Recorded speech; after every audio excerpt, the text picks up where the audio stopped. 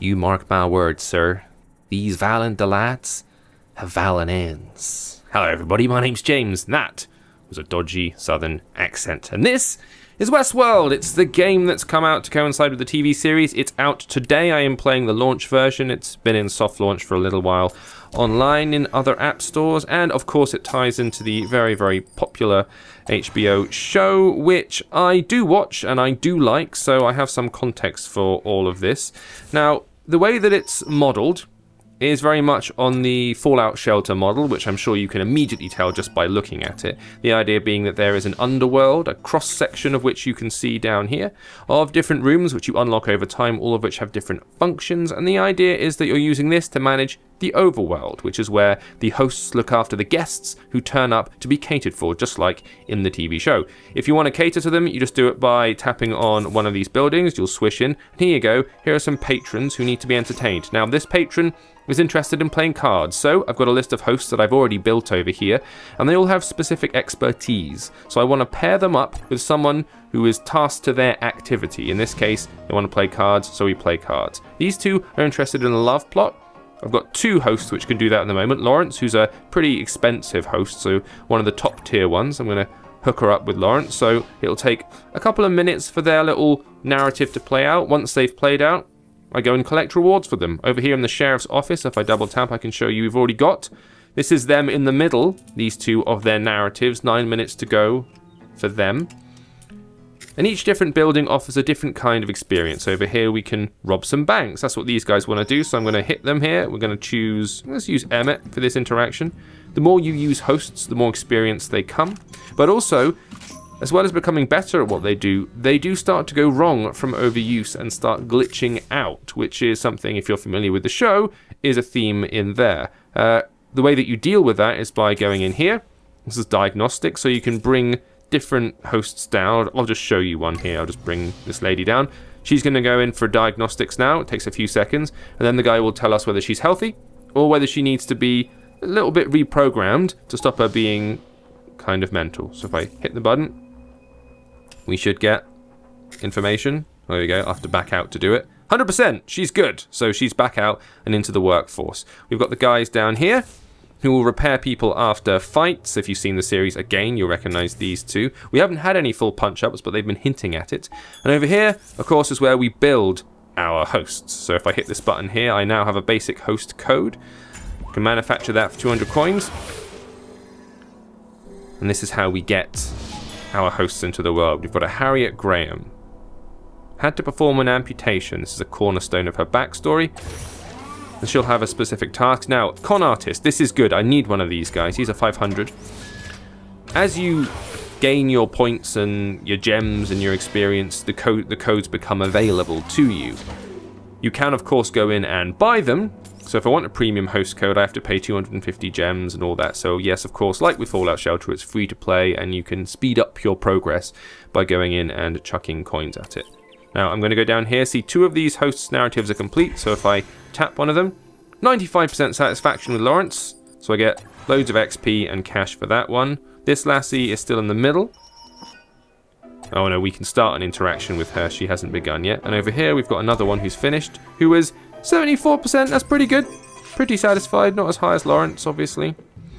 So there you go. It's up to you to keep an eye on everyone going into all the different buildings, see what stage they're at, and this is where the juggling aspect of the game comes in. And what I said before, that it does make you feel like you are managing a theme park full of people, and it's kind of hard work, and you feel the stress of like, oh god, now these guys are over here, and they're alright, they're happy, we're looking after them, but oh no, now there's a plot line going on over in this room, and one of them isn't happy with the host that they've been selected, so they're not doing particularly well. Oh no, this one's empty, there are two people sitting in the general store, they've been waiting for ages, so now I've got to get Garrett, you go in there, do the swindling story. I don't have anyone else to manage them, so I can send Carmen in, but he's not going to enjoy himself, because it's an hour long as well. Oh no, I've subjected Carmen to an hour-long narrative, and it's going to suck because she's not skilled in that.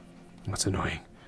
So at the moment, I've got my main control center upgrading. It takes a couple of minutes. Let me just use some gems to speed that one up. New buildings for the Abernathy Ranch. Now, here's some kind of hacker cipher insider dude who's been contacting me on the down low. The higher you climb the ranks, the more useful you are to me. Good to know. Speaking of the Abernathy Ranch, you don't just stay in one place. Let me jump over here on the map, and we'll go back to... This is the Abernathy Ranch, and if you watch the show, you know that this is where Dolores and Doris's dad live. Do we have any... We do have some romance plotline hosts available to take care of that person, but I need more hosts. Can I manufacture one? Yes! Although I don't know what type I'm going to get. Let's see. Make it a good one. Make it someone I need. Yes, Pistol Brown. He's got romance in his code. Perfect. So now I can use him to manage this lassie here. Pistol Brown. Brilliant. Go and do your romance. There we go. I've also built this extra barn over here, and no, Joshua's got a teaching skill by the look of it, not that high five that she wants, so I'm going to have to wait again and build another host at some point. More areas are going to unlock over time. I've got to go and collect some of my rewards because I've been doing objectives, been firing through it. Up to level 8 already. I'm not at all nervous. He never weighs in. Just keep smelling salts around in case. For him, not for me. So it's doing quite a good job of giving you the sensation that you are trying to manage a lot of different people with a lot of different desires, and it's a bit of a juggling act. So it's got that Sims quality thing of just trying to keep everybody happy. And it's doing a fairly good job at the minute of tying that into the plot line or the themes of the show. I've known the rancher's daughter for a while, and sometimes all she needs is a bit of a push. It's not going quite as dark as the show does, obviously, because there's a lot of, you know, extreme violence and super dark themes in the show, but it's hinting at it. So, you know, when people are being analysed, they are analysed nude, like they are in the shows, but obviously it's just a cartoony drawing, nothing particularly explicit. But the overarching theme of it all, which is these hosts are starting to become crazy after too much use, and you are basically an awful person for doing all of this. You get that sense. I think it conveys that sensation quite well. It goes without saying that if you were a fan of the Fallout Shelter stuff, then this thing will appeal to you more than anybody. Let's build the riverbank. So this is a new unlock I've been able to acquire for the Abernathy Ranch. I'm just going to jump straight to it. Let's do it. Spend the gems. There we go. Done. Now what will happen is guests will turn up and they will eventually make their way over to this area. We've got 2 patrons in here who are already in the middle of their stuff. These guys both want the high fives. Do we have any people who are capable? We have no people who are capable of that, sorry. I've got to wait for the code to become available so that I can sort out their deepest, darkest desires. Meanwhile, over here we've got people who have finished. There we go. He's leveled up, Emmett, my host, so the more you use them, as I said before, the more experience they get.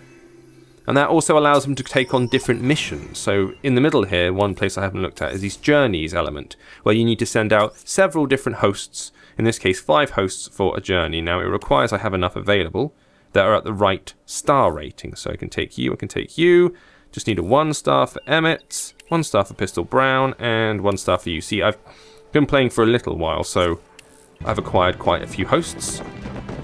This just gives you the representation of a cutscene. Then there we go.